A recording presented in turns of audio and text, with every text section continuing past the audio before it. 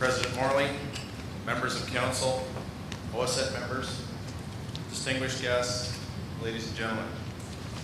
Over the past year, Oacett has made significant progress in advancing our strategic priorities. Focusing on these key elements with a concise and well-developed work plan has greatly enhanced our association. We now have over 24,700 members, and 70% of our membership is now certified.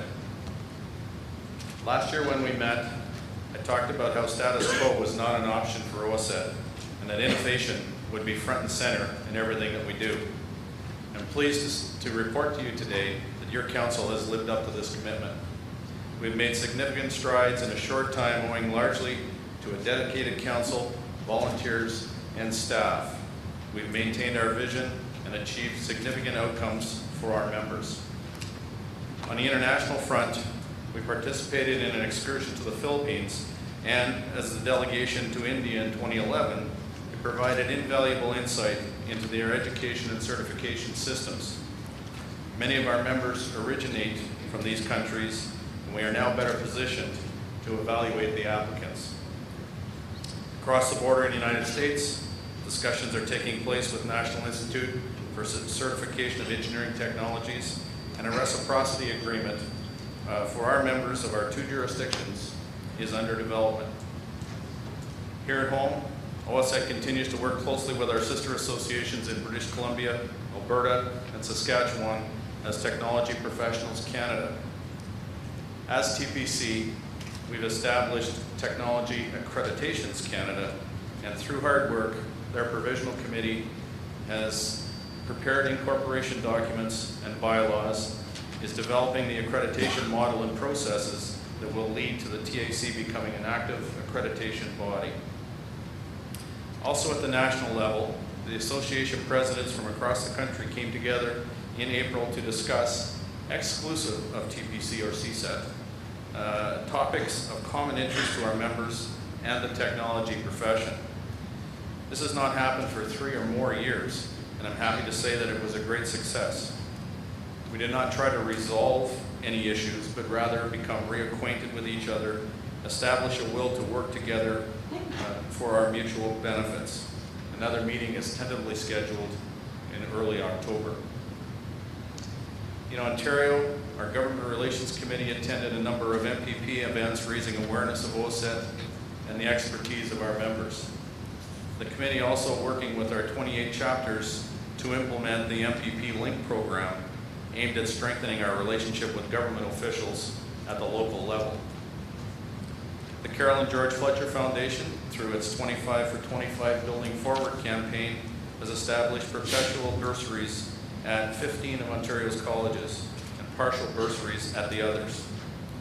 As well, it's well on its way to its fundraising target of $1 million. The Regulatory Task Group conducted an independent review of the merits of self-registration, which has clearly defined opportunities for enhancing our position as qualified professionals within the engineering community. Oacett has worked closely with Professional Engineers Ontario in drafting regulations for the Licensed Engineering Technologist class of limited engineering license under the Professional Engineers Act. And with these efforts, the license is considerably closer to becoming reality. We have worked closely as well with PEO, Engineers Without Borders, and the Ontario Society for Professional Engineers to revitalize National Engineering Month in Ontario. And we continue to partner with Skills Canada Ontario to educate young people on engineering technology careers. Recognizing the value of continuing education, Oacett has partnered with OSPE and Ryerson University to develop a certificate program that will provide engineers and engineering technology professionals with business and communication skills. Oacett continues to foster strong relationships with the companies who employ our members.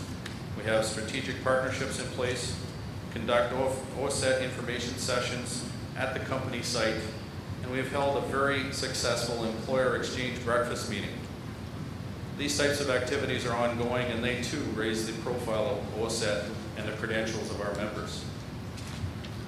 Significant operational changes have been implemented in all areas of the association to serve our members more efficiently and to enhance our overall effectiveness while reducing costs. On a personal note, I'm extremely proud of our achievements over this past year. We did not stand still, and we have been innovative in all areas of operation. These achievements position us well today, but more importantly, position us well for tomorrow. As your president, it has been an honor and my privilege to represent our association. Having said that, however, we are represented with great vigor and enthusiasm by each and every member of the Oacett Council at association events and other events, and they all demonstrate their professionalism on a daily basis. Your council has worked together in an environment of respect and camaraderie, never losing sight of why they are here and who they have been selected to serve. I offer, on your behalf and my own, a thank you to each of them for their efforts. Being mindful that I cannot possibly recognize all the individuals to whom I am indebted, I must thank past President David Saunders, President Stephen Morley, President-elect Bob Vandenberg, Vice President Greg Miller, Vice President Kim Pickett, and our Chief Executive Officer David Thompson for their continual support and wise advice. I must also thank all of the dedicated Oacett staff for their support and the hard work this past year. We as members see the outcome of their efforts at well-organized events such as this and on a daily basis in other ways. But please take my word when I tell you that there's much more hard work going on behind the scenes, making all of this possible. I'm excited by the opportunities that are before us as an association, and I'm very much looking forward to supporting President Morley and Council as your past president. Thank you very much.